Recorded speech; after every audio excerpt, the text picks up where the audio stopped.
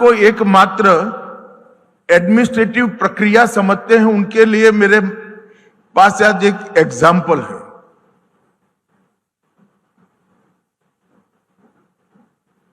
विगत 3 दशक के अंदर 2 उदाहरण हैं। एक भारतीय जनता पार्टी की चुनी हुई सरकार के, एनडीए के चुनी हुई सरकार के प्रधानमंत्री थे अटल बिहारी वाजपेयी जी, और दूसरा यूपीए की चुनी हुई सरकार के प्रधानमंत्री थे डॉक्टर मनमोहन सिंह।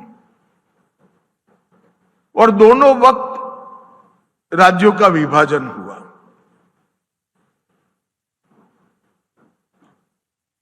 अटल जी के समय पर 3 राज्यों का विभाजन होकर 3 नए राज्य बने, झारखंड, उत्तराखंड और छत्तीसगढ़।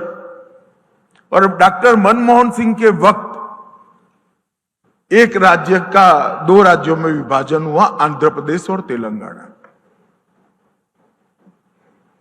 यहां पर विभाजन की प्रक्रिया विधानसभा और लोकसभा दोनों जगह बहुत सुचारू रूप से पूरी हो गई। बिहार में हमारी सरकार नहीं थी, फिर भी पूरी हुई। और दोनों बने नए राज्यों के बीच में कहीं पर भी कोई मनमुटाव, बिखराव, खींचतानी, इस प्रकार का दृश्य खड़ा नहीं हुआ। आज मध्य प्रदेश और छत्तीसगढ़ भी 2 भाइयों की तरह देश के विकास में अपना योगदान दे रहे हैं। बिहार और झारखंड भी देश के विकास में अपना योगदान रहे हैं। और उत्तर प्रदेश और उत्तराखंड भी एक दूसरे के पूरक बने हुए नजर आते हैं। और दूसरा उदाहरण है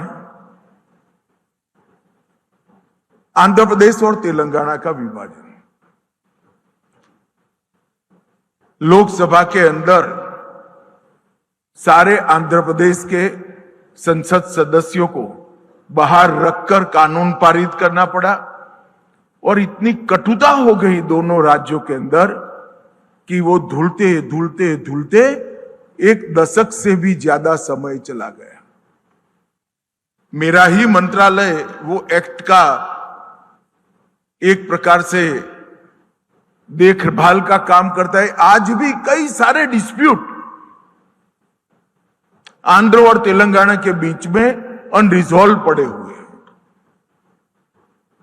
जो कहते हैं कि राज्य चलाना सिर्फ एडमिनिस्ट्रेटिव प्रक्रिया है, आइडियोलॉजी की प्रक्रिया नहीं है, आइडियोलॉजी का कोई महत्व नहीं है, उनको मैं उदाहरण देता हूं, उनको कहना चाहता हूं, अगर भारतीय जनता पार्टी और हमारे विचार परिवार से निकले हुए कोई व्यक्ति एक काम करते हैं तो इतना अच्छा होता है, और जो एडमिनिस्ट्रेटिव तरीके से काम करते हैं तो आंध्र और तेलंगाना जैसी कटुता हो जाती है।